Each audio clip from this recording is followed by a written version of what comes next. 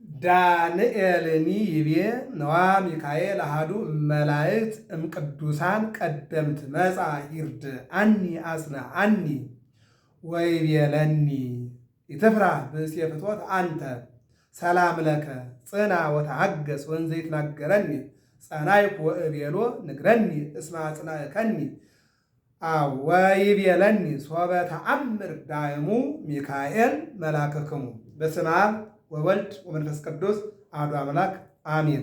በዓለም ላይ የምትኖሩ ኦርቶዶክሳውያን የእግዚአብሔር ልጆች ሰላም እግዚአብሔር ይብዛላችሁ። ለኅዳር ቅዱስ ሚካኤል ዓመታዊ ክብረ በዓል እስራኤላውያን የኤርትራን ባህር ተከፍሎላቸው የተሻገሩበት 600 ሺህ እስራኤላውያን የተሻገሩበት ከባርነት ወደ ነፃነት ከጨለማ ወደ ብርሃን የተሸጋገሩበት ዓመታዊ ታላቅ ክብረ በዓል የቅዱስ ሚካኤል ተራዳኢነት የእግዚአብሔር ቸርነት የታየበት በዓል ይልቁንም ደግሞ ኅዳር ታጠነ እስራኤላውያንን ያሻገረ አምላክ እኛ ደግሞ በተለያዩ በረከቶች እንድናልፍ በረከቱን የሰጠ አምላክ የተመሰገነ ይሁንና ለታላቁ መልአክ ለቅዱስ ሚካኤል ዓመታዊ ክብረ በዓል እንኳን አደረሰን አደረሳችሁ። የትምህርታችን ርዕስ የሚሆነው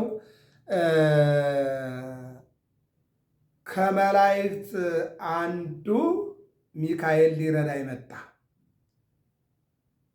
ዳንኤልኒ ይቤ ዳንኤል እንዲህ አለ ነዋ ሚካኤል አሐዱ መላእክት ከመላእክት አንዱ ይልቁንም ደግሞ ሊቆሙ ለመላእክት የመላእክት አለቃ ቅዱስ ሚካኤል መጻ ይርዳአኒ ሊረዳኝ መጣ። ቅዱሳን ቀደም ከቅዱሳን ትልልቆቹ ቀዳሚ ከሆኑት አንዱ የሆነው ይልቁንም ደግሞ የሚቀድመው ሳጥናኤል ነበር። ሳጥናኤል ወደቀ። በሳጥናኤል ቦታ የተተካው ሊቆሙ ለመላእክት የመላእክት አለቃ ቅዱስ ሚካኤል ማለት ነው። ርዕሳችን የመላእክት አለቃ ቅዱስ ሚካኤል ሊረዳኝ መጣ። በዚህ ነው እነጋገረው። አሁን ታላቁ መልአክ እንዲረዳን መልካም ፈቃዱ ይሁንልን። ሚካኤል ረዳይ ለእለ ውስተ ባሕር ወየብስ ይላል። በደረቅ ያሉትንም በባህር ውስጥ ያሉትንም የሚረዳ በደረቅ ብንል እነሆ ብዙዎችን ሲረዳ እናየዋለን። ብዙዎችን እነ ኢያሱን ሲረዳ እናየዋለን። እንዲሁም ደግሞ ዳዊትን ሲረዳና ጎልያድን ሲጥል እናየዋለን። እንዲሁም ደግሞ ሕዝቅያስን የተጨነቀበትን 185 ወታደር ዜሮ አድርጎ ሲረዳው እናያለን። ስለዚህ በደረቅ ስንል ይሄ ነው። በባህር ስንል ደግሞ የባህራንን የሞት ደብዳቤ የቀደደ፣ በባህር ስንል የተራሶንን የሞት ደብዳቤ የቀደደ፣ በባህር ስንል እሌኒ ንግሥትን ከባህር ያሻገረ፣ በባህር ስንል ዮናስን 3 ቀንና 3 ሌሊት አድሮ እንዲወጣ ያደረገ፣ በባህር ስንል ማይሰሎሙ አረፍት በይኑ አረፍት በጽግም ግማሽ ውሃ ወደ ቀኝ ግማሽ ወደ ግራ ተከፍሎ እንዲሻገሩ ያደረገ ዘጸአት ምዕራፍ 14 ላይ ሚካኤል ነበር ይላል። ክብርና ምስጋና ለታላቁ መልአክ ይሁን። ይህን ነው የምንነጋገረው። እንግዲህ እግዚአብሔር አምላክ ለሁላችንም በረከቱን በረከተ መላእክትን በረከተ ቅዱሳን እንዲያድለን መልካም ፈቃድ ይሁንልን። እንዲህ ይላል። ከዛሬው ከዋዜማው ነው የምንጀምረው።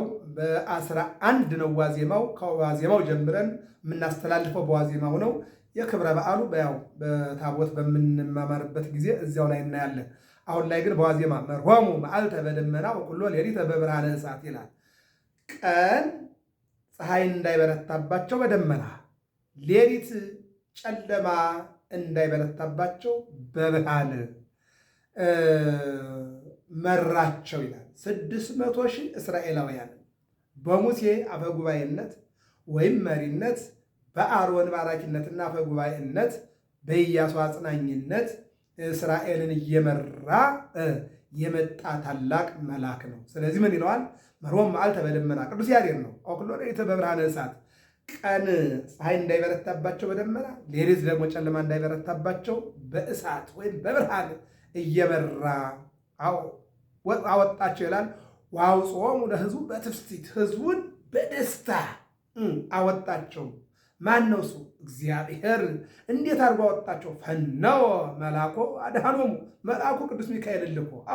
አዳኝ እግዚአብሔር ነው የተላከው ቅዱስ ሚካኤል ነው። መርሆሙ መዓልተ በደመና እግዚአብሔር መልአኩ ልኮ ቅዱስ ሚካኤልን ቀን በደመና ሌሊት በእሳት እንዲመራቸው ሕዝቡንም በደስታ እንዲያሻግር ፈነወ መልአኩ መልአኩን ላከው። መልአኩም ወአድኃኖሙ አዳናቸው። እንዴት አድርጎ ካልከኝ ይልና እንዘ ሚካኤል ይሐውር ቅድመ ትዕይንቶሙ ለእስራኤል በፊታቸው ቅዱስ ሚካኤል ይሄድ ነበረ ይላል። ሙሴ ነሳ ሙሴ በትረ ሙሴ በትሩን ይዞ የኤርትራን ባህር ሲከፍለው ፊት ለፊት ማዶ ላይ ቅዱስ ሚካኤል ነበረ ይላል። ክብርና ምስጋና ለታላቁ መልአክ ይሁን።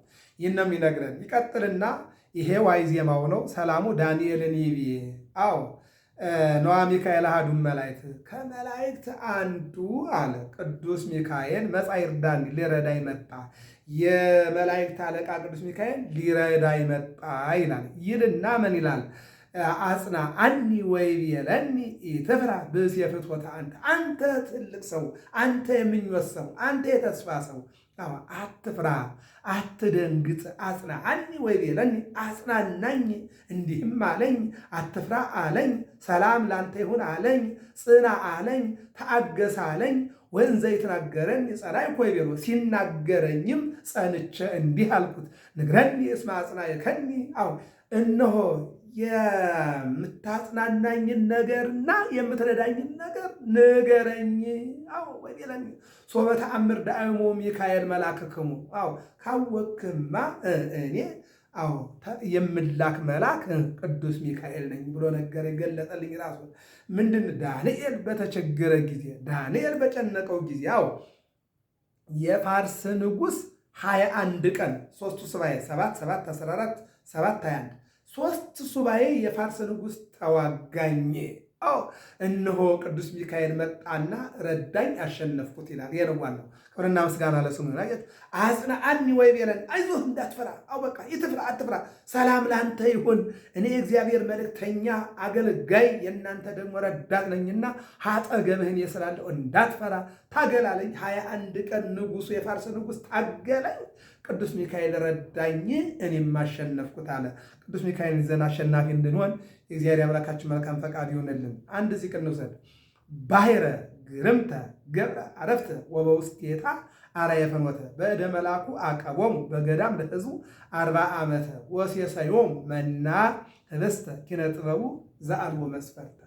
የጥበቡ ብዛት ስፍር ቁጥር የሌለው እግዚአብሔር ባሕረ ግርምተ ገብረ አረፍተ ግሩም የሆነውን ባሕር ማረፊያ ያደረገው፣ ይልቁንም ግድግዳ አደረገው። ይልቁንም ደግሞ ደቂቀ እስራኤል አደው በእግር እስራኤላውያን 600 ሺህ ሆነው በእግራቸው እንዲሻገሩ አደረገው ይልና ወበውስቴታ አርአየ ፍኖተ በባህሩ ውስጥም መንገድ አሳየ ይላል።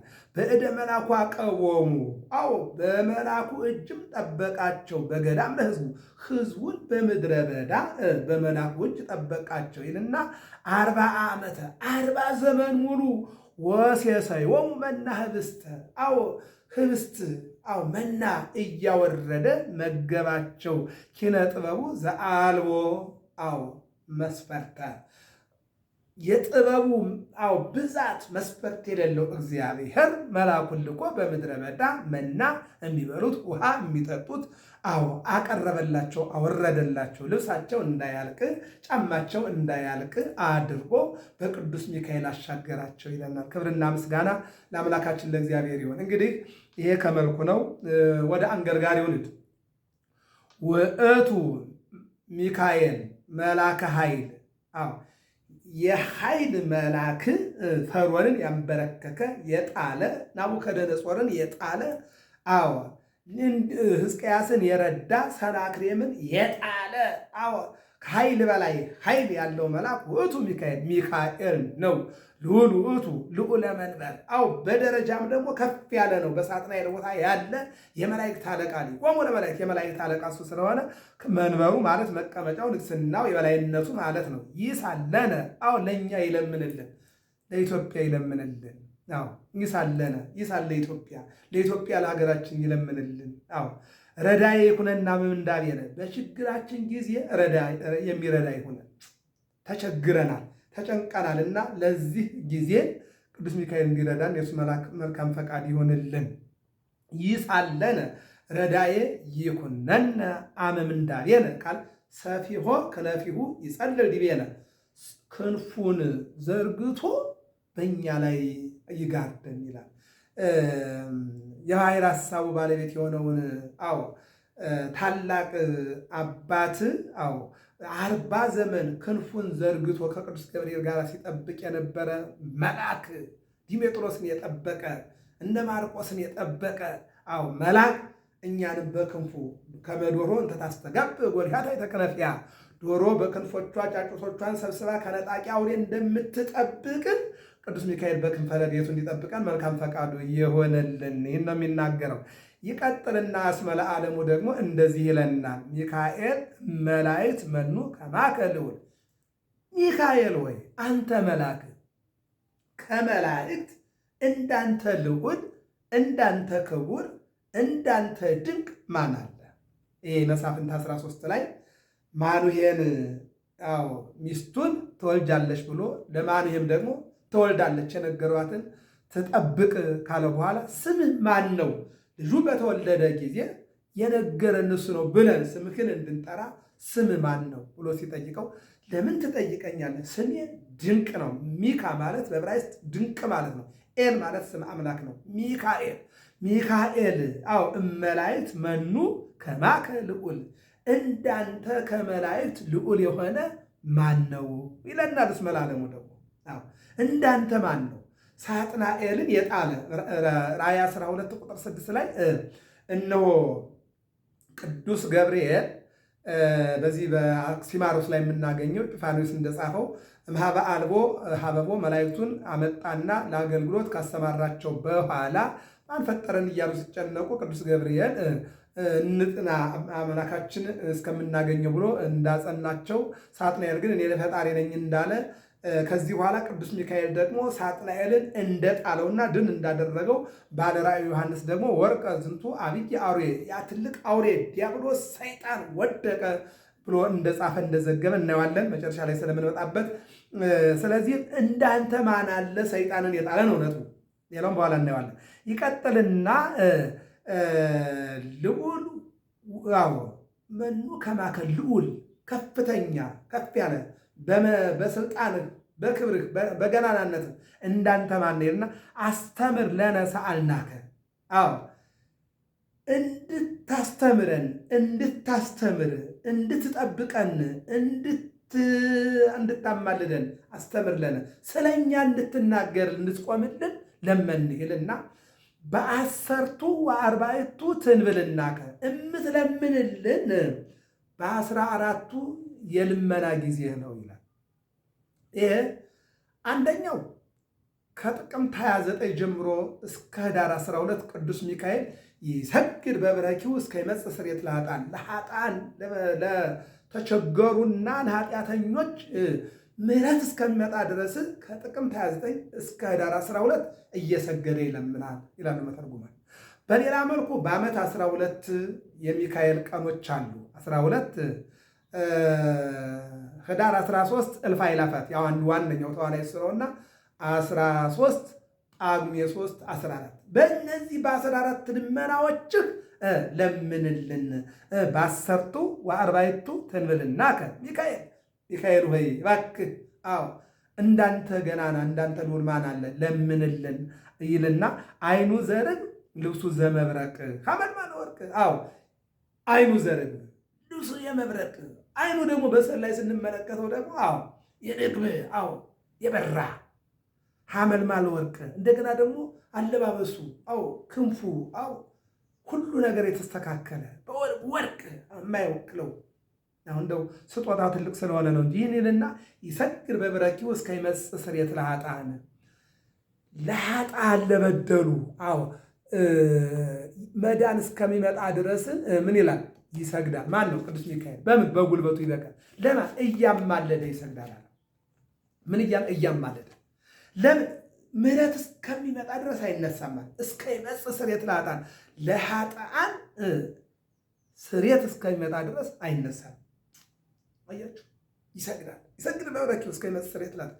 ሚካኤል እመላእክት መኑ ከማከ ልዑል መኑ ከማከ ልዑል። ሚካኤል ሆይ አለ።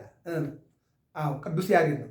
ሚካኤል አለና እመላእክት ከመላእክት እንዳንተ ማን አለ ልዑል? እንዳንተ ሳጥናኤልን አውርዶ የጣለ ማን አለ ብሎ እስመ ለዓለሙ ይዘጋዋል ማለት ነው። እንግዲህ ወደ ታሪኩ ስንሄድ ያው ታሪኩ የሚጀምረው ከያዕቆብ ልጆች ነው። ያዕቆብ 12 ልጆችን ወለደ። ከ12ቱ ዮሴፍን እግዚአብሔር አጥብቆ ይወዳል፣ ያዕቆብም ይወዳል። ዮሴፍንም ያልማል፣ ያለመውን ይተረጉማል። ለወንድሞቹም ለአባቱም ያየውን አይደብቅም፣ ይነግራቸው ነበረ። ለእኔ ነዶ ለአንዷ የ11 ወንድሞች ነዶ ሰገዱ ብሎ ሲነግራቸው 11ዱ እኛ ለአንተ ልንሰግድልህ ነው ወይ ብለው ነዶውን ወደ እሱ ቀይረው እሱ ምንድን ነው ያላቸው? ለእኔ ለአንዷ ነዶ የኔ ነዶ አንድ ናት፣ ለአንዷ ነዶ የእናንተ የ11 ነዶዎች መጥተው ሰገዱ አላቸው። እኛ 11ዳችን ለአንተ ልንሰግድልህ፣ የአንተ ተገዦች አንተ ገዥ ትሆናለህ አሉት። ቀጠሉ። እንደገና ፀሐይና ጨረቃ 12 ከዋክብት ሲሰግዱልኝ አየዋል። አባትም ምን አለ? ልጄ ቀስ ብለህ ደግ አትናገር፣ ምናልባት እንግዲህ አንተ የኛ ገዥ ትሆን ይሆን አለና፣ ግን ቀስ ብለህ ደግ አለው።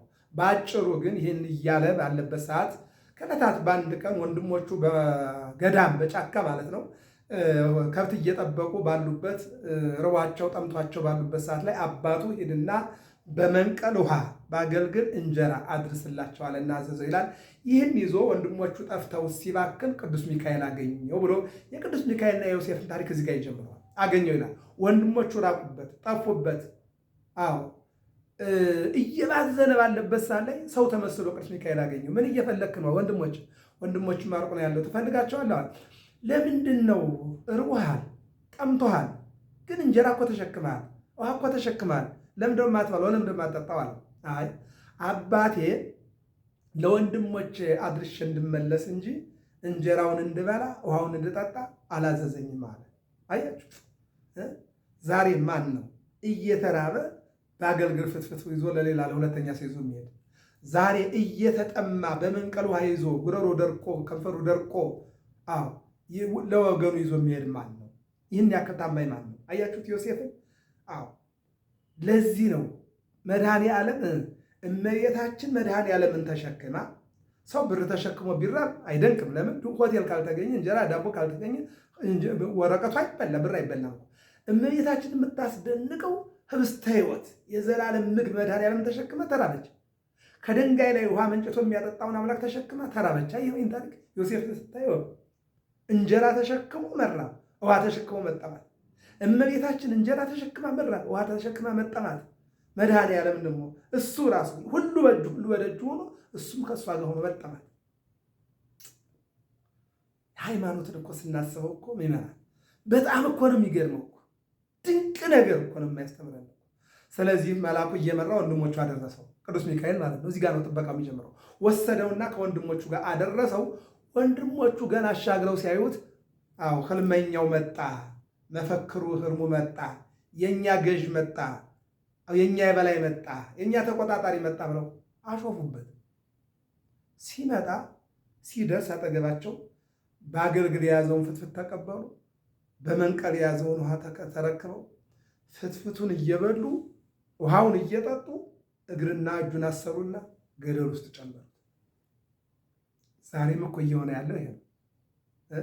ዛሬም እየሆነ ያለው ወንድም ወንድሙን በገመድ እያሰረ ወደ ጉድጓድ እየጣለ ወንድም ወንድሙን እየገደለ ወንድም ወንድሙን እያሳደደ ይሄው እኮ ነው።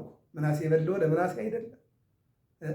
የያዕቆብ ልጆች እኮ እርስ በርሳቸው ነው የተበላሉ። የኢትዮጵያ ልጆች እኮ ዛሬ ማን አለ ሌላ እርስ በርሱ ነው የሚበላለው እኮ። ጉድጓድ ጣሉት። ስሞን ምን አለ? አዎ አይደለም እናውጣና 20 ብር እንሽጠው፣ 20 ብር እንሽጠው፣ ገደል ውስጥ ገብቶ ለቀበሮ ምን ያደርግልናል አለና ሊያድነው ወዶ ነው። ያው እንግዲህ በ20 ብር ሸጡት። የሚዲያም ነጋዴዎች በ20 ብር ሽጠው በ20 ብር ገዝተው ይዘው ሄዱና ለጲጥ ፋራ 10 ብር ጨምረው በ30 ብር ሸጡት። እዚህ ላይ ነው የመድኃኔዓለም ዋጋ የመጣው። ደግሞ ዘካርያስ ዋጋዬን 30 ብር መዘኑልኝ ብሎ አስቀምጦታል በትንቢት። ነገር ግን ዋጋው የተጀመረው ዘምስለ ዮሴፍ ተሰይጠ ከመ ይስፍር ሲሳይነ ሕዝብ፣ ዮሴፍ የተሸጠው ወንድሞቹ ከትንሽ ጊዜ በኋላ እንደሚራቡና እንደሚሰደዱ ለነሱ ምግብ ሊሆናቸው ነው። የግብፅ ግብርና ሚኒስቴር ሆኖ ጠብቋቸው በዚያ ረሃባቸውን ሊያስወግድላቸው። ይልቁንም ዮሴፍ ሲሸጥ አብሮ መድኃኔዓለም ተሸጠ። ዮሴፍ ወደ ግብፅ ሲሄድ የከነዓን በረከት ወዴት? ወደ ግብፅ ወረደ። ይህን ራሱ ጲጥፋራ መስክሯል። ምን አለ? አንተ በቤቴ ከገባህ ጀምሮ ቤቴ በበረከት ሞላ፣ ከሚስት በስተቀር በሁሉም ነገር ኃላፊነት ሰጥቻለሁ አለ። ከዚህ በኋላ ነው እንግዲህ ሚስቱ ወደድኩት አለችና ፈተና መጣችበት። ያው ከሱ ጋር እንድትዘሙት ስትጠይቀው ፈቃደኛ አልሆነም። ጊዜ ጠብቃ ሰዓት ጠብቃ ልትይዘው ስትል እሱ ደግሞ ወጥቼ እሄዳለሁ ሲል ቀሚሱን ያዘችው። ቀሚሱ ተቀደደ። ሲቀደድ ጮኸች። ጅራፍ ራሱ ገርፎ ራሱ ጮኋል እንደሚባለው ራሷ በድላ ራሷ ጮኸች። ተሰበሰቡ። ህዝቡ ምንድን ነው ሲሏት መልከ መልካም ዕብራዊ ሰው መልኩ የጎረበጠ ሰራተኛ አስገብቶ ያሰራል፣ መልከ መልከኛ ሙን አምጥቶ ሊያስደፍረኝ ብላ አዙራ ከሰሰችው።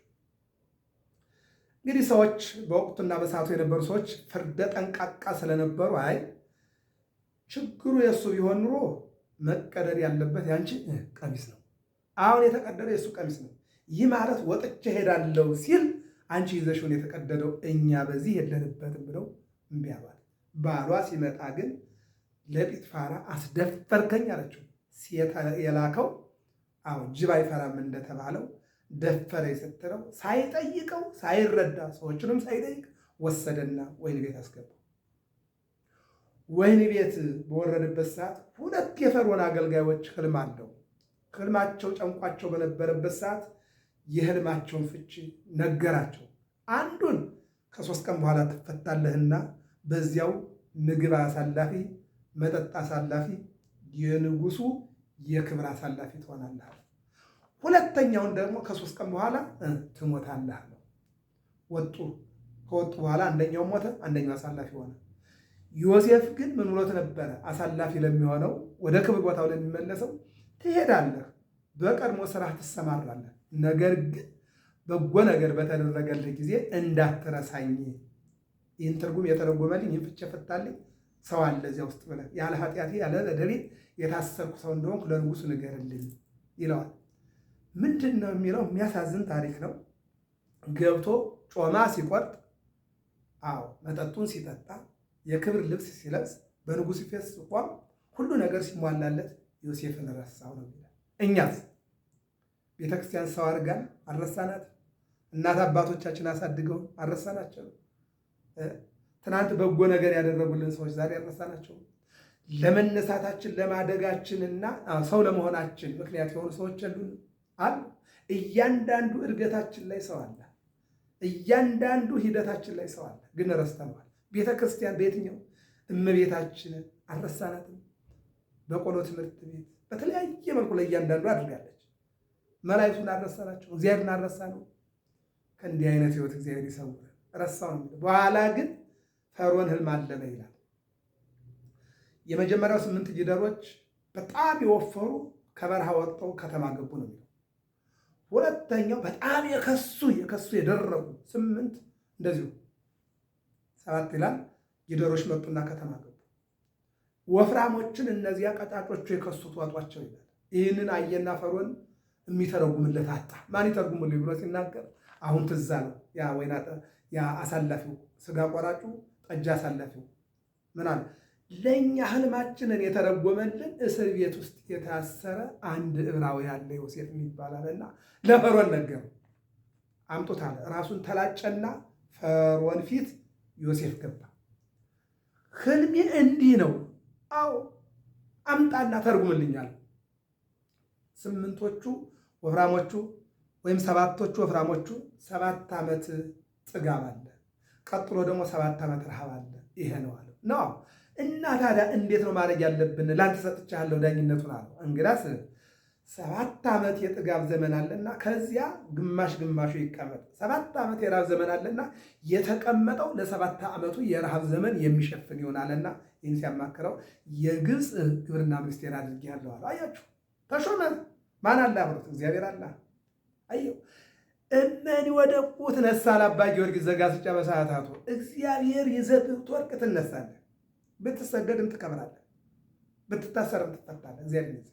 ቃሪያስ ግን ከባድ ስብራቱ ከባድ። ከዚህ በኋላ እንግዲህ 430 ዘመን በግብፅ ኖሩ። ከዚህ በኋላ ዮሴፍን የማያውቅ ሌላ ፈርዖን ተነሳና በእስራኤላውያን ላይ መከራ መጣባቸው። እንደውም ወንድ ልጅ ከተወለደ ይገደል፣ ሴቶች ሰራተኛ ይሁኑ አለና አዋጅ አወጀ። የሚገርመው ነገር ግን ንጉሱ ተንኮለኛ፣ ክፋተኛ፣ ጨካኝ ቢሆን አዋላጆች ልጆችን ወንዶ ልጆችን እያነቁ እንዲገሉ ወደ ባህር እንዲጥሉ የታዘዙት እነሱን ደግ አደረጋቸው እግዚአብሔር ይላል። ንጉሱ ክፉ ሆኖ አዋላጆቹ ምን ሆኑ? ደግ ሆኑ። ምን አሉ? ዕብራውያን ሴቶች ጠንካሮች ናቸው፣ እንደኛ እንደ ግብፃውያን አይደሉም፣ ቶሎ ይወልዳሉ፣ ሲወልዱ አናያቸውም፣ አዋላጅ የማይፈልጉም አይጠይቁም እያሉ ያድኗቸውና ያዝኑላቸው ነበር ይላል። ለኢትዮጵያ የሚያዝን እግዚአብሔር ዳኛ ያድላት። ኢትዮጵያን የሚያዝንላት ያድላት እግዚአብሔር። አሁን ባለው ደረጃ ላይ እንደ ቤተ ክህነትም እንደ ቤተ መንግስትም እንደኛም እንደሁላችንም ለኢትዮጵያ እያዘን አይደለም። ምን ማለት ነው? ኢትዮጵያ ማለት ሀገር ነው። በሀገሩ ውስጥ ላለው ሕዝብ እየተዛዘን አይደለም። እየተዛዘብን ነው እንጂ እየተዛዘን አይደለም ነው ነገሩ። ከዚህ በኋላ ነው እንግዲህ በዚህ ዘመን ማን መጣ? ሙሴ ተወለደ። ሙሴ ሲወለድ 3 ወር እናቱ ሰወረችና ከ3 ወር በኋላ አላዳንኩም ብላ በቅርጫት አድርጋ በቅርጣን ለቅልቃ ወሰደችና ባህር ዳር ቄጠማ ውስጥ ደበቀችው። እህቱ ማርያም በቅርብ ርቀት እንድትመለከት አደረገች። በዚህን ጊዜ እግዚአብሔር መልአክ ቅዱስ ሚካኤል በዮሴፍ ላይ የነበረ መልአክ ወደ ሙሴ መጣና ሙሴን ይጠብቀው ጀመር። ብቻ አይደለም የፈርዖን ልጅ ወደ ወንዝ እንድትሄድና ዓይኗ ቄጠማውን እንዲመለከት አደረገ። ወደ ቄጠማው ስትመለከት እነሆ ቅርጫት አለ። እንዲህ ስትመለከት በውስጡ ሕፃን ልጅ አለ። ወሰደችና ለእናቷ ሰጠቻት። እናቷ ደግሞ እንድታስብለትና እንድታዝንለት አደረገ። ቅዱስ ሚካኤል አዘነችለት። ይስ ማደግ አለበት መገደል የለበትም ማለች። አያችሁ ቅዱስ ሚካኤል ሲረዳ እንደዚህ ነው። ሚካኤል ረዳኢ ለእለ ውስተ ባሕር ወየብሳየው፣ በባህር የተጣለውን ሙሴን የረዳ ልጇን የጣለችውን በደረቅ ያለችውን የሙሴን እናት የረዳ በደረቅ ያለችው ማርያምን የሙሴን እህት የረዳ ቄጠማ ውስጥ ባህር ላይ የተጣለው ሙሴን የረዳ መልአክ ክብርና ምስጋና ለስሙ ይሆን። ይህ ታላቅ መልአክ መጋቢ ብሎ የብሉይ ኪዳን መጋቢ የተባለ መልአክ ነው። በዚህ ጊዜ ምን አለች? ሂጂ እስቲ ከጓደኞችሽ ፈልጊ የሚያጠባ በዕብራውያን አካባቢ አታጭም አለቻትና ላከቻት። ይቺ የፈርዖን ልጅ ማርያም እህተ ሙሴን ታውቃት ነበርና ሄዳ አንድ ልጅ አግኝተን ልናሳድግ ነውና ከእናንተ በቅርብ ጊዜ የወለዱ ማጥባት የሚችሉ ሴቶች እስኪ አንዲት ሴት ፈልጊ ሞግዚቱን የምታሳድግ ሁሉን ነገር እናሳካላታለን ወስዳ የምታሳድግ ሲያድግ ትሰጠናለች አለችና ጠየቀቻት።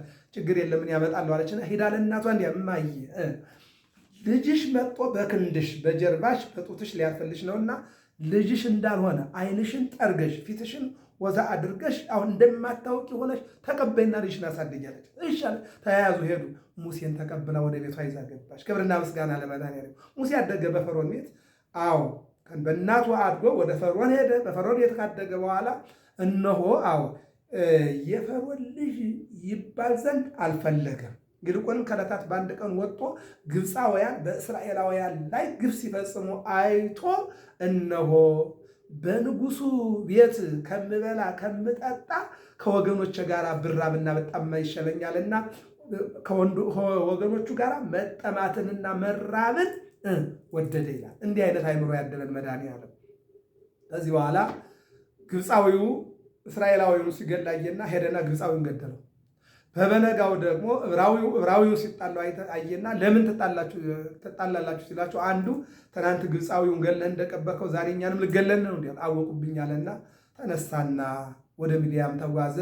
በዚያ እነሆ የሚገርመውና የሚደንቀው ነገር ሙሴ ምን አየ? ሲና ዘጸአት 3:6 ላይ ነው።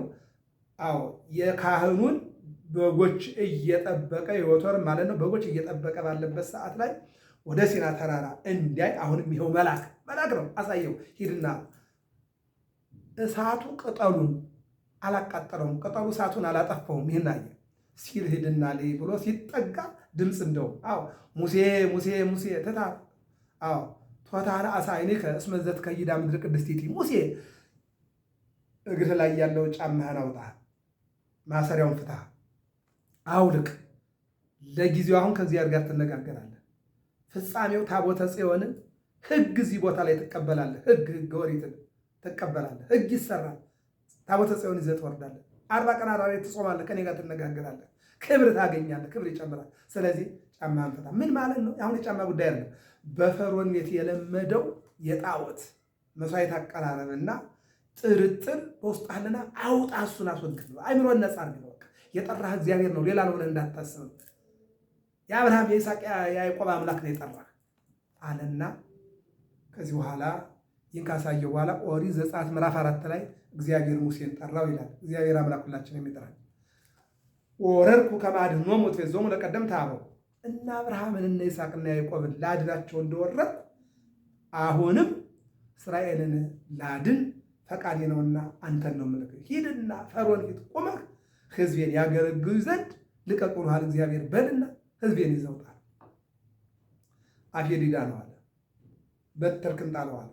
ሲጥለው እባብ ሆነ። አንሳው አለ። በትር ሆነ። እጅህን ወደ ብብትህ አስገባው አለ። አስገባ። አውጣው አለ። ሲያወጣ ጉንድሽ ሆነ። መልሰህ አስገባው አለ። ተመልሶ ወደ ነበረበት ተመለሰ። ይህንም ማደርግ ማን ነው? እኔ። አንተ እግዚአብሔር ነህ። እኔ አይደለሁ? አዎ። ሂድ አሮን እሁከ ይኩን ከአፈ አሮን ወንድምህ አፍ ይሁን፣ ከእሱ ጋር ሂድና አውጣ። ከዚህ በኋላ ሄደና ዘጸአት ምዕራፍ 5 ላይ ፈርዖንን እግዚአብሔር ሕዝቤን ያገለግለኝ ዘንድ ሕዝቤን ያገለግለኝ ዘንድ ልቀቅ ብሎሃል አለው። አሁን እዚህ ላይ እንግዲህ ታሪኩ የሚጀምረው ምን አለ? ፈርዖን ነው። አዎ እስራኤልን አልለቅም፣ እግዚአብሔርን አላውቅም። እስራኤልን አልለቅም፣ እግዚአብሔርን አላውቅም ማለት እስራኤልን አልለቅም፣ እግዚአብሔርን አላውቅም ማለት። በዚህን ጊዜ ነው ይልቁን ለምን ይልቁንም ስራቸውን እንዳይሰሩ ለምን ከስራ ታስተጓጉሏቸዋላችሁ? እናንተም ስራ ካላችሁ ወደ ስራችሁ ሂዱ፣ እነሱም ደግሞ ስራቸውን ይስሩበት አላቸው። አዎ ከዚህ በኋላ ሙሴ ወደ እግዚአብሔር ሄደና እምቢ አለ። አሁን በፈርዖን ላይ 9 መቅሰፍት ታመጣለህ። ስንት? 9 በበትር ንካል። የመጀመሪያው ቁጥር 1 በበትር ውሃውን ንቀዋል። በሙሴ በትር ውሃው ሲነካ የግብፅ ምድር በሙሉ ደም ሆነ። ከዚህ ሰውረን መታል ያለ የግብፅ ምድር ደም ሆነ። ደም የሚጠጣ ማለት በእርግጥ አሁን በእኛ በኢትዮጵያ ሰው የሰው ደም እየጠጣ ነው። ሰው የሰው ኩላሊት እየበላ ከዚህ የበለጠ ምን ጭካኔ አለ?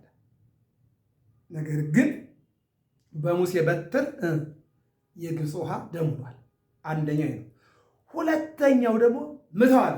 መታው የግብፅ ምድር በሙሉ ጓጉንቸር። ጓጉንቸር ማለት እቺ ውሃ ውስጥ የምትዘለዋ ማለት ነው። እንዳለ ጓጉንቸር። ማን ነው አሁን እንጀራ የሚጋገረው? ማን ነው ወጥ የሚሰራው? ማን ነው ውሃ የሚጠጣው? ምድር በሙሉ እንዳለ በጓጉንቸር ተሞልታለች። አይ እግዚአብሔርን ታግላ አታሸንፈው። ዓለማት አንዱ አንዱ የሚያሸንፍበት፣ አንዱ አንዱ አቅጣጫ የሚያስቀይርበትን፣ አንዱ አንዱ የሚያከሽፍበት መሳሪያ አለ። የእግዚአብሔርን መቅሰፍት ግን በእንባና እንደ ሕፃን ልጅ እናቱን የሚያሸንፋት በልቅሶ ነው አይደል? በእንባ ነው። እግዚአብሔርን በእንባና በልመና ካልሆነ በስተቀር በኃይል አታሸንፈው አታሸንፈው። ለዚህ ነው ሐና እስመ እግዚአብሔር አምላክ ማእምር ውእቱ፣ እግዚአብሔር አዋቂ ነው። ዘንተ ያስር ወዘንተ ያከብር፣ አንዱን ያስራል፣ አንዱን ያወርዳል፣ አንዱን ከፍ ያደርጋል። እመቤታችንም አይቤዮም ለትሑታን፣ ትሑታንን ከፍ አደረጋቸው። ወአጽገቦሙ በረከቶ ለርቡባን፣ የተራቡትንም አጠገባቸው። ወፈኖሙ ላቆሙ ለብዑላን፣ ባለጸጋን የሚሉትን ባዶአቸውን ላካቸው።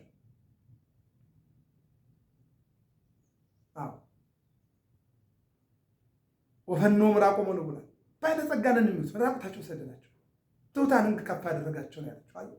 ጉልበተኛ ነኝ ካልክ ዝቅ ያደርጋል። ትሑት ከሆንክ ግን እግዚአብሔር ከፍ ያደርጋል።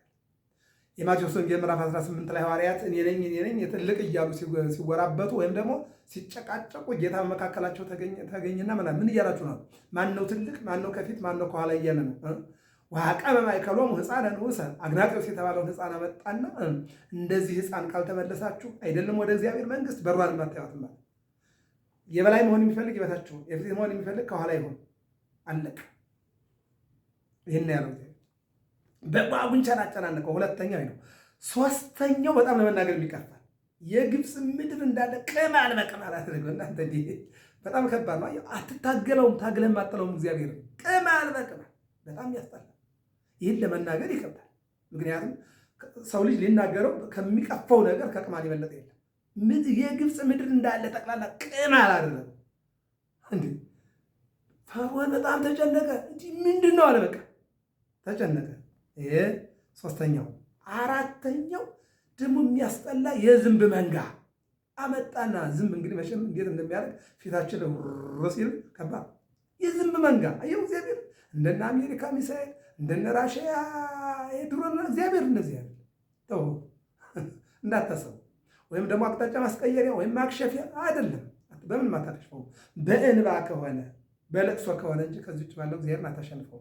ይቀጥልና አምስተኛ ደግሞ የግብፃውያንን እንስሳት በቸነፈር መታ። የከብት ሞት ከባድ፣ የእንስሳት ሞት አረገፈ እንደ ቅጠል። አንድ ከብቱ፣ በጉ፣ ላሙ፣ ፍየሉ፣ ግመሉ፣ በቅሎ እንዳለ ረገፈ። ፈረሱ ከባድ ነው።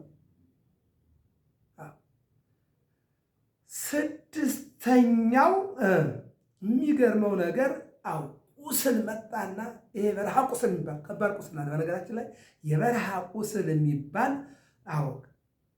በሰውም በእንስሳቱም ላይ እኮ ነው እንዳለ፣ ከብቱም እንስሳቱ፣ ሰው፣ ሕፃናቱ፣ አደጋው እንዳለ በቁስል ተመታ።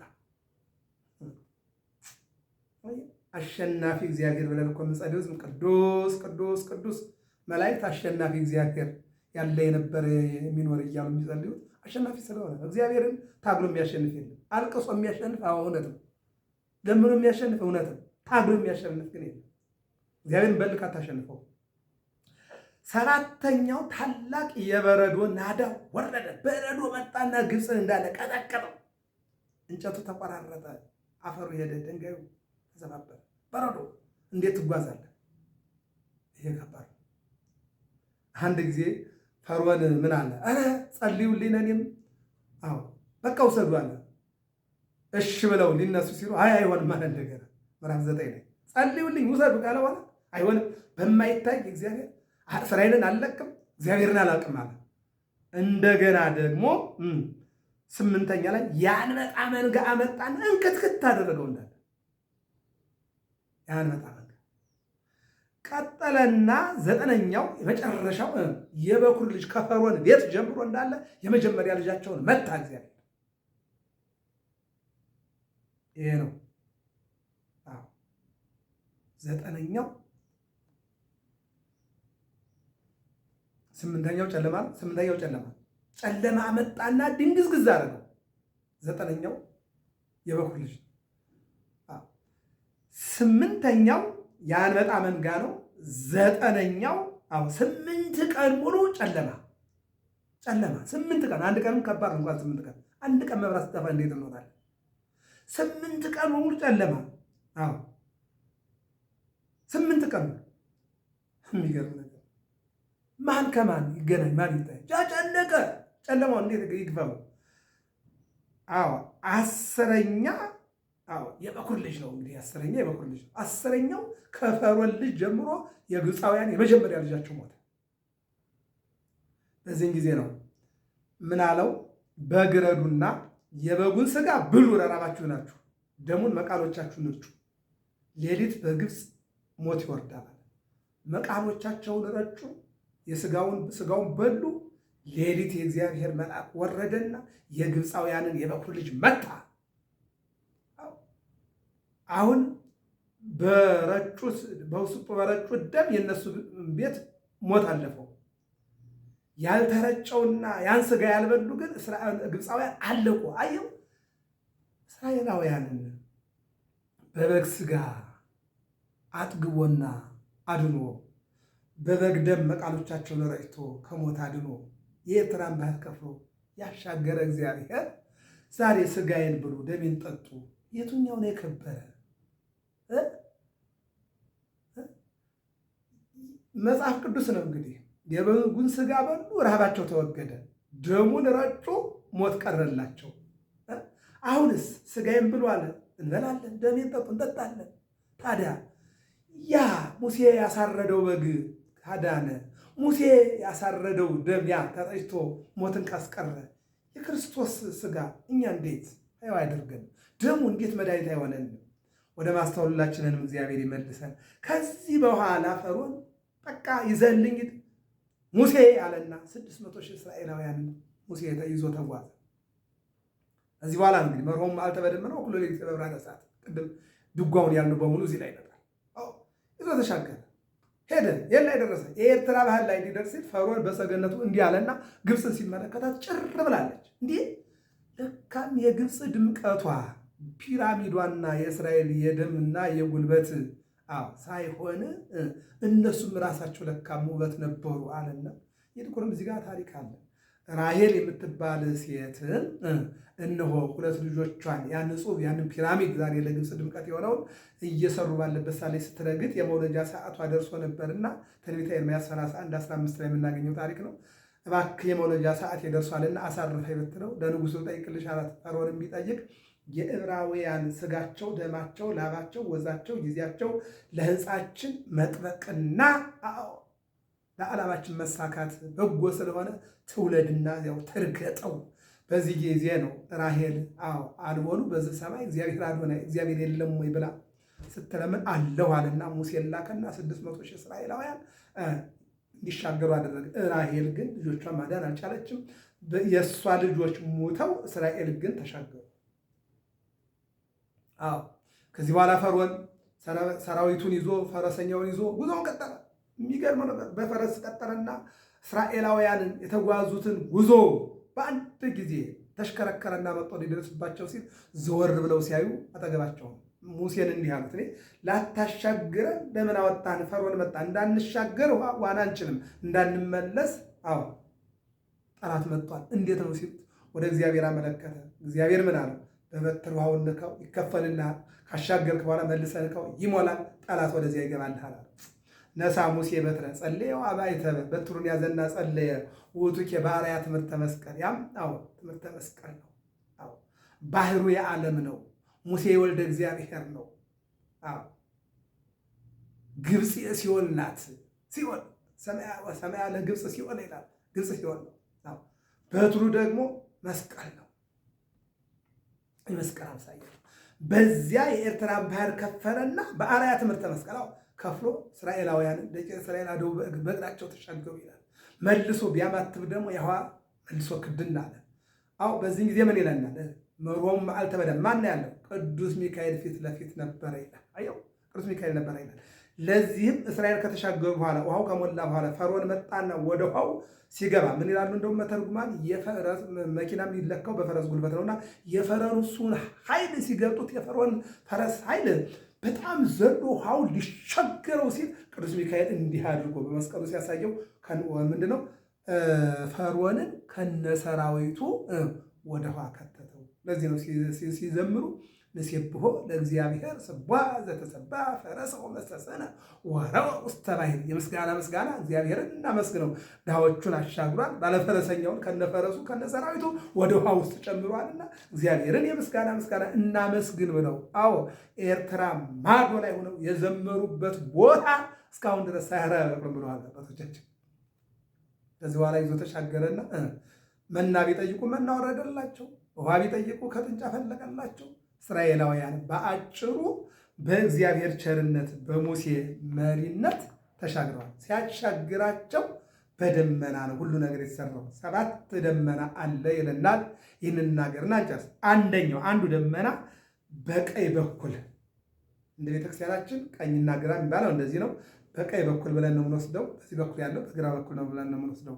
በአጭሩ ግን አንዱ ደመና በቀኝ በኩል፣ ሁለተኛው ደመና በግራ በኩል፣ ሶስተኛው ደመና ከኋላ እየተከተለ፣ አራተኛው ደመና በፊቱ እየመራ፣ አምስተኛው ደመና ደግሞ ከስር እንደ ጫማ ሆኖ እሾህ እንዳይወጉ፣ እንቅፋት እንዳይመታቸው፣ አቧራ እንዳይነካቸው፣ ማንኛውም ነገር ነፍሳት እንዳይነካቸው እንደ ጫማ ሆኖላቸው፣ ስድስተኛው ደግሞ ከላይ እንደ ጥላ ሆኖ ፀሐይ እንዳይበረታባቸው፣ ሰባተኛው ደግሞ የ3 ቀን መንገድ ርቆ ይለናል ታሪክ።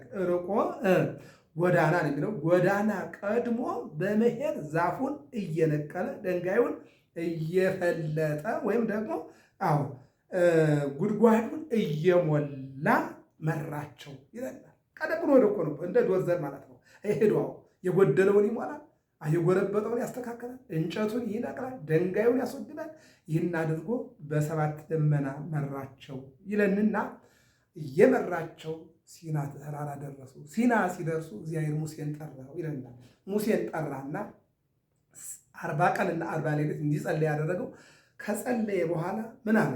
ቀድሞ እንደተናገረው ዘጸአት 3:6 ላይ ይቺ ቦታ ለመጀመሪያ ጫማህን አልኩህ፣ ግን የጫማ ጉዳይ አይደለም፣ ጥርጥር፣ አለማመን አስወግድ። ዛሬ ለጊዜው ከኔ ጋር ትነጋገራለህ፣ ቀጥሎ ደግሞ እዚህ ቦታ ላይ ሕግ ይሰራልሃል፣ ጽላት ትቀበላለህ፣ ቃል ኪዳን ትቀበላለህ ብሎት ነበርና ወደ ሲና ተራራ ጠርቶ ከወጣው በኋላ እነሆ 40 ቀንና 40 ሌሊት ሃሌሉያ በጾም በጸሎት ተመጦ ሙሴ ኦሪት አስሮነ ቃላት 10 ቃል ያለበትን ጽላት የተሰራውን ሕግ በዚያ በሲና ተራራ ተቀበለ።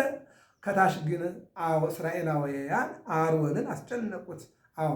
ግበር ለነ አማልክተ እለ ይጸቡ ጸረነ ወእለ ይሐውሩ ድኅሬነ ወቅድሜነ። እነሆ ያ ሙሴ ቀርቷል፣ አመሌ እያለ እዚያው ቀርቷል። ወይ ሰይጣን መጥቶታል፣ ወይ ደግሞ ሞት ወስዶታል፣ ወይም ደግሞ ሰው ገሎታል። ስለዚህ እኛ እሱ ከቀረ የሚያናግሩን የሚያጽናኑን ጣዖታት እንፈልጋለን ብለው አሮንን ጨቀጨቁት። ሲዘገይበትና አልቋቋማቸው ሲል ምናልባት ትንሽ ቢዘገዩ ብሎ ወርቃችሁን ከጣታችሁ አንገታችሁ ያለውን አምጡ አለ። ለወርቃቸው ይሳሳሉ ብሎ ነገር ግን እነሱ ቸኩለው ነበርና እየፈቱ ሰጡት። እሱም አድቦለቦለና ጣዖት ጥጃ አድርጎ ሰጣቸው። በዚያንን ፊት ለሆነው ሲሰግዱ ሙሴ ጽላት ይዞ መጣ። ሙሴ ጽላቱን ይዞ ሲመጣ ምንድን ነው? የአስሸናፊ ነው? የተሸናፊ ነው? የምን ድምፅ ነው? እያለ ሲቀርብ እስራኤላውያን ጣዖት አቁመው ይሰግዳሉ፣ ይጨፍራሉ። በጽላቱ ያን ጣዖት መታና እነሆ በጠበጠና ጠጣቸው። የጣዖት ፍቅር ያለባቸው በዚያው ቀልጠዋል። ፍቅረ እግዚአብሔር ያለባቸው ደግሞ ተከታይ ሆነዋል። ከዚህ በኋላ እንደገና 2 ጽላት ቀርጾ ይዞ ወጣ። የመጀመሪያው ቃል ተጻፈለት። ከዚያ ሙሴ መንገዱን አጠናቆ እስራኤልን ይዞ መርቶ ለኢያሱ አስረክቦ እሱ በደብረ ታቦር ተራራ የዕረፍቱ ቀን ሆኗል። ባለፈው መስከረም ተምረነዋል። ገብረ መስቀል ሚዲያ ነው። የቅዱስ ሚካኤል ተራዳይነት፣ የእግዚአብሔር ቸርነት እንዳይለየን ሊቆሙ ለመላእክት የመላእክት አለቃ ሚካኤል ረዳኝ። ማን ነው? ዳንኤል። አጽናኒ ወይቤለኒ እንዲህም አለኝ አትፍራ አለኝ። የመላእክት አለቃ ሊቆሙ ለመላእክት የመላእክት አለቃ ሚካኤል ረዳኝ። ገብረ መስቀል ሚዲያ ነው። ሰብስክራይብ፣ ላይክ፣ ሸር አድርጉ። ሰላም እግዚአብሔር ከሁላችን ጋር ይሁን። መልካም በዓል ያድርግልን።